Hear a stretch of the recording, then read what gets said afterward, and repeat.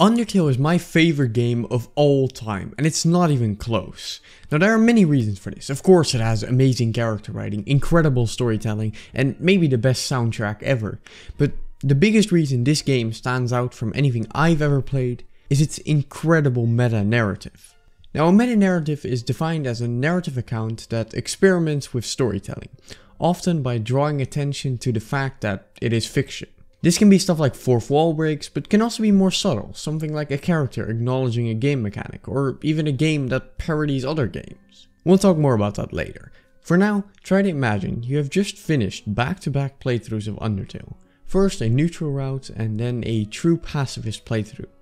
Your emotional attachment to these characters is higher than ever. You've just played through one of these most incredible stories ever, and this game is all you can think about. You go to sleep that day, but when you wake up, all you can think of is how you want more. So you boot up the game and once again get hit with Flowey talking to you. Last time this happened was right after the pacifist ending, where he told you how to get an actual good ending. He tells you about how you did it, everyone is perfectly happy, and there's nothing left to worry about. Except for one last threat. One being with the power to erase everything. That's right. He's talking about you. That power. He knows that power. The power he wanted to use. The power you were trying to stop. So please, let them go. Okay, wait. Take a deep breath. Maybe walk across your room and then come back. Okay, welcome back. Now we're gonna pretend that didn't just happen and reset anyway to start our genocide run. Because you just have to know what happens. The game starts the same as last time. Flowey greets you, completely unknowing to the fact that you've been here before, just like he said would happen. You get through the ruins, hesitantly murdering every single monster you encounter. When you reach Toriel though, a sense of reality sets in, realizing you'll have to kill her too. And with a sense of utter despair, you ask her how to leave the ruins, enter the fight. And this might be the moment some people felt the feeling you had yesterday return. Toriel might just make you feel some compassion. But not for us. Our story doesn't end here. After everything you've gone through on your previous playthrough, you've just killed the one person who wanted to protect you from the beginning. And right after you do, you get a very interesting encounter with a certain flower. You're not really human, are you? No, you're empty inside. Just like me. That line is very interesting, and we'll come back to it next time we see this guy. Perhaps slightly disturbed, you continue playing and meet Sans, who tells you that his brother would really like to see a human, that he'd appreciate it if you kept pretending to be one. Once again, a character telling you you're not human. I wonder what they mean by that. As you continue though, you notice all the puzzles have been completed before you even get there, being pressed by vines. We continue into Snowdin, one of the scariest atmospheres in the game, where everyone has left their homes, everyone has ran, everyone has fled because they were scared of you. And they were right to do so, because when continuing just a bit, we meet Papyrus and kill him in one hit. If you still had any emotional attachment to this game's characters, this might be the breaking part for some, but not for us. We continue on to murder these innocent monsters, and while our LV keeps going up, it's starting to take longer and longer between encounters. Eventually we fight Undyne, and once again we kill her in one hit. But deep within she finds her own determination and manages to live on, with her final line being, "Human, no, whatever you are, I, Undyne, will strike you down." Now this fight is a grueling one, but not for you, but for Undyne, as it always will be an unfair fight, and although she will probably beat you tens of times, every time you will come back just a little bit stronger. The soundtrack being heroic, but not for you, but for the true hero. But eventually, even the hero falls to your hands, and although it's one of the saddest scenes in the game, at this point you've taken so long to beat her that you can only cheer for the death of Undyne. Yes! Oh, finally! Oh my god! Even if it feels... I'm supposed to be sad right now, aren't I, that I killed Undyne? wrong. The game tries to make it really obvious you're the bad guy here. Yet you're still satisfied by murdering these monsters. You're not sad like you maybe thought you would be. No, you like doing this. The next area, Hotland, you have to kill the last 40 monsters. And it's the loneliest area of them all. Where normally it's a cheery area with constant encounters with Alphys and Marathon, it's now totally deprived of anything except for very few encounters and the Royal Knights. The core is where most people start the last grind of monsters, and you don't even think about it at this point. All these monsters are just sprites on your screen, just attacks to dodge, just enemies to slay and get your LV to go up. You fight Marathon, who you beat in one hit, just another meaningless fight in this massacre, before we finally get into my favorite scene in the entire game. The Flowey New Home dialogue.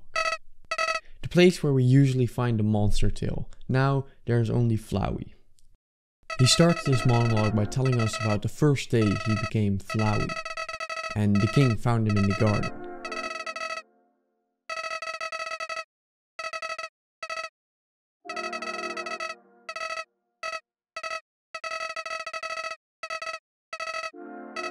Where he realized he didn't feel anything to him.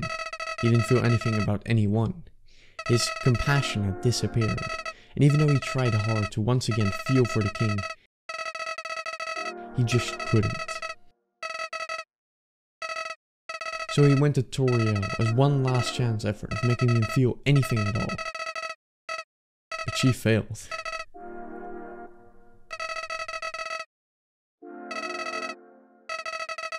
He then tells you about how after he failed to feel anything, he decided he didn't want to exist in this world anymore. And decided to remove himself from the world. Very interesting parallel, because we went through the same feelings, but the opposite process. The good routes of the game not giving you any more satisfaction, and wanting to relive this world, wanting to relive the feeling it gave you, deciding it wasn't worth playing this good ending anymore. Instead of removing ourselves from the world, we remove the world from ourselves, almost instantly removing any emotional attachment to these characters, because when you press reset, that's all they are, characters in a game. And maybe at the start, Toriel is the last chance of making you feel anything at all. But if she fails... He then tells us about the first time he resets, revealing that he had the power of saving and loading even before the neutral or pacifist ending, recontextualizing a lot of his previous scenes. He then tells us how he first used his powers for good. He became friends with everyone, solved all their problems flawlessly. You enjoyed the game for a while, but eventually doing good got boring.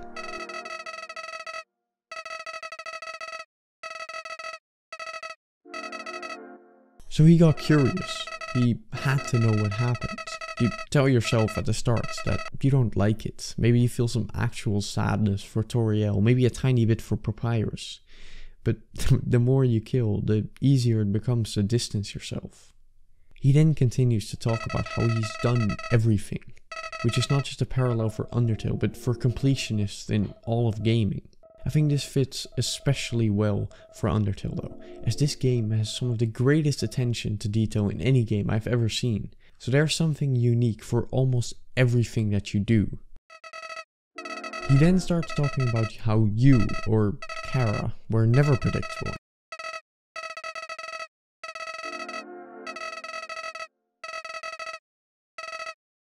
And you are the reason he doesn't have this power anymore. You have become more powerful than him, because you are more determined. For the final part of his monologue, he talks about the fact how he maybe doesn't want to destroy humanity after all, because with you here, just living in the surface world doesn't seem so bad. But it's too late. At this point you're locked into the genocide route, and Kara will not let you get away without consequences, and scares him away.